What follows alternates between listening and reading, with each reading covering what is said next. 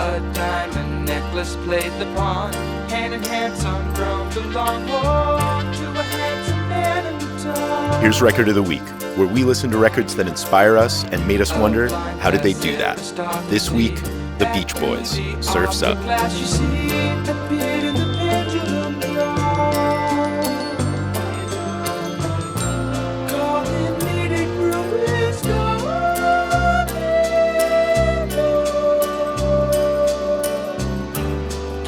The town and brush the backdrop. Are you sleeping?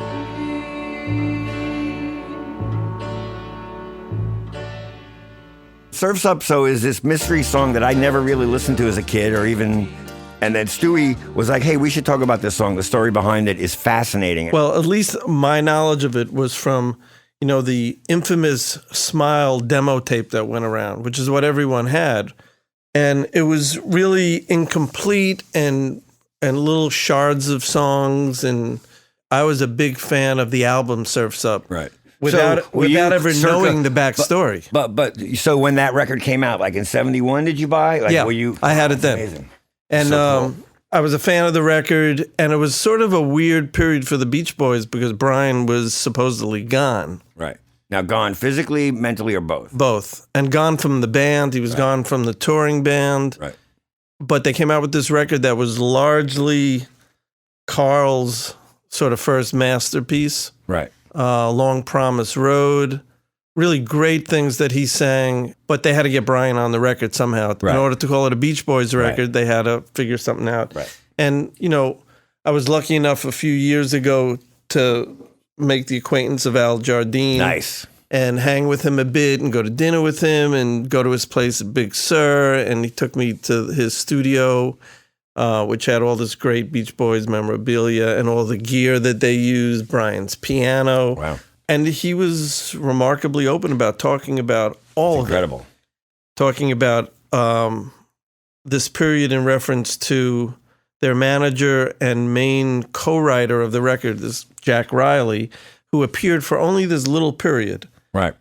And so wait, I read on Wiki that he had met Brian, but then he went out to manage, but he also co-wrote. He co-wrote.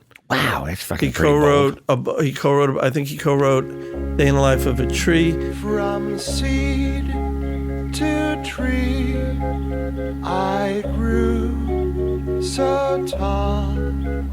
Through wind and rain, I could not fall. He was a lyricist, and he might have written Long Promise Road. Hit hard at the battle that's confronting me, yeah. So knock down all the roadblocks stumbling me. Throw off all the shackles that are binding me down. Hilly. So he was the manager, but he got in, and he was pretty good wordsmith. Right. But it didn't last long. Right. And I can't imagine the dysfunction that was going on.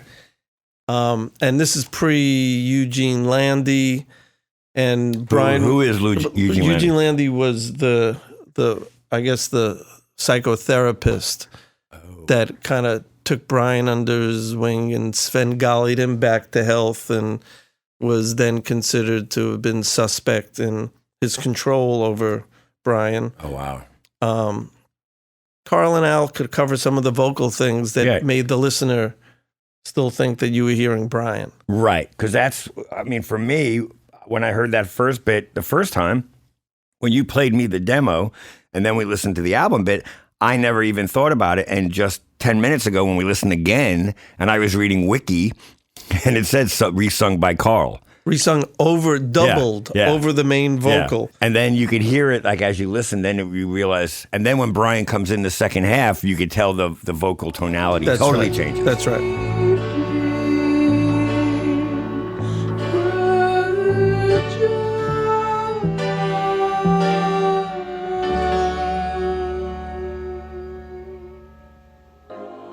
Dove-nested towers, the hour was strike. The street, quicksilver. You can hear their sibling relationship, and what's really cool about it is Carl's singing, but he doesn't sound like he's trying to sound like Brian. He just sounds like him, and that's his voice. Yeah. And But the really great part about sort of restudying like we just did is the 3 movements of the song. Right. Right? So as both of us as producers and arrangers listening to that, it's mind-blowing. Yeah. So it's 3 different pieces of music cut together. First one being Brian's original demo from Right. 66 Right. that Carl sang over the top of. Right. And orchestrated all this great stuff. There's brass, Right. there's xylophone, there's this great pluck guitar, Right. bass, Right. like sort of shells, percussion kind Right. of thing. And it didn't occur to me that until we just listened right now, that the next movement is just a cut-in version of Brian by himself on Right. piano, double vocal. Just him. Just him. Right. No overdubs. Someone made that decision to leave the whole middle Right. of the song completely alone as just Right. Brian. Right. So you go from big production to piano vocal, like who the fuck does that? Yeah. I mean, how brilliant. And then the end, which is, I guess it was said that Brian came in and said, I got an idea for the end of the song. Yeah. And take Child as father of the man. I think he felt like the end of the song needed to build more or something. I think Right. that's what it said on the wiki thing. So then he basically took the concept from the older record that there is that song. It's called Child's father of the man. Right, and then they brought that back as the coda. As the coda. The child, father of the man. Walk, child, the child, father of the man. Child, the child, father of the man. I did actually go to see, when Al and Brian were in town last year, I went to see them at the Beacon. Oh, you did? Cool. And they played unannounced, including to the band, because Al told me after he had no idea this was coming.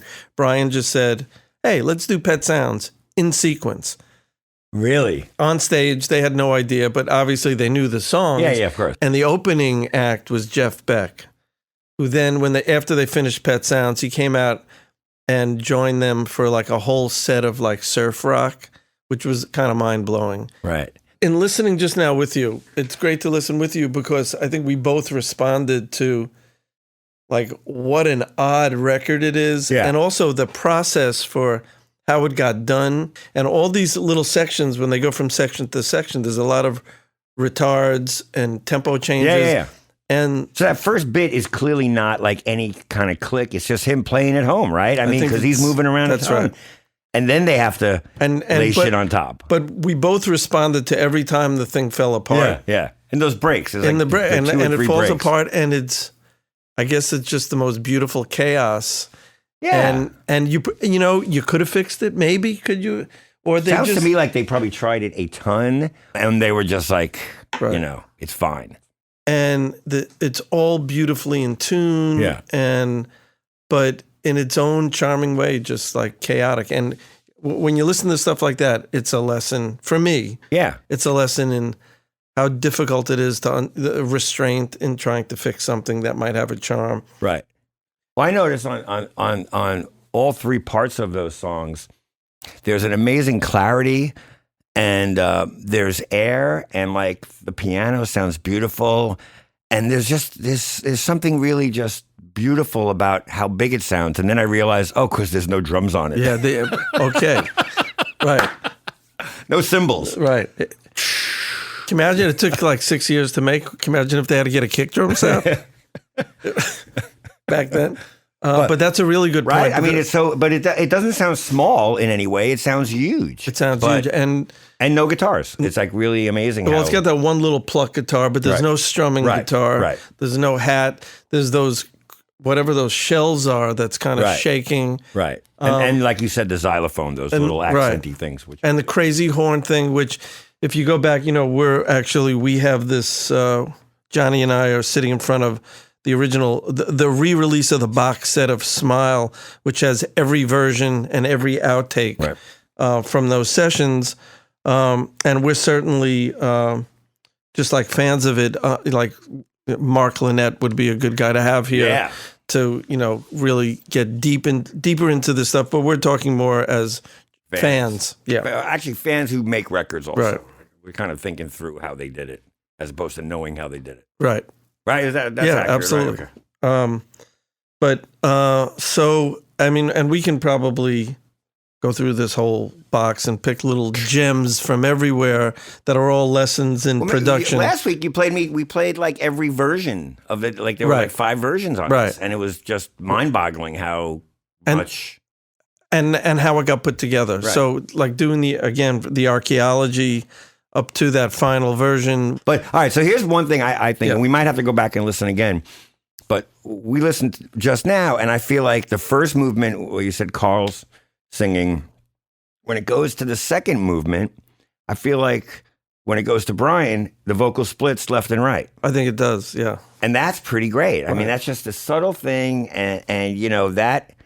I mean, that's the stuff we try to do all the time in our records now, just to make it more interesting. You know, like just to jar the listener or make our records just more interesting and fun. But to your point about sort of how big the record sounded, right? Do you like? Is any of that? Can you attribute any of that to the technology of that era, or do you think that just the arrangement and the way? Well, I think it's the arrangement, but I mean, I'm sure, like you know, it's hard to say without knowing. Like if let's say the first movement they kept his piano. Like, where did he do it? Did he do it at United Western, or did he do it in his house? I can't even. I'd have to know that stuff, but I'm going to assume that they're really nice tube microphones on the piano, routed through, beautiful old console, a lot of amplifiers and stuff, and it's going right to a tape machine. Right. And I mean, at a certain point, he probably has I'm sure he has a beautiful touch of how he plays. I mean, the piano sounds super in tune and great, so I'm sure it's like just a beautifully recorded piano. Well, the interesting thing was, and here's another sort of production lesson, is how he didn't like he thought the song sort of sucked. Yeah. And he thought his vocal of the demo, I don't know, what was his reference? It just like, he hated it. It was shit. He hated it. I think he said something about shit. Yeah, he didn't really want to do it again. He didn't care about it.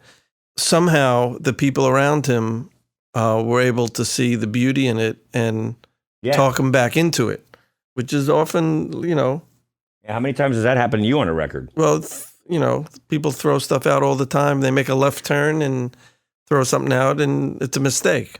I assume that he came around to appreciate its beauty because he then was able to release the final version of Smile with Surf's Up on it. Yeah, so looking at Wiki, it says his comment of it is Surf's Up, atrocious. I'm embarrassed, totally embarrassed. That was a piece of shit. Vocally, it was a piece of shit. That's pretty. But I assume that's why that first demo of it, Carl re-sang over the top to convince him, hey, I'll sing it and it'll be better. And like you said, I mean, it's obviously a different voice, but it's really not that far off from what Brian would sound like. I got to tell you, I never knew it wasn't Brian singing at the beginning. Great.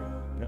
I mean, and like I said, you've been listening forever. This is a new gem for me. I'm going to go out and I might even have the album on vinyl.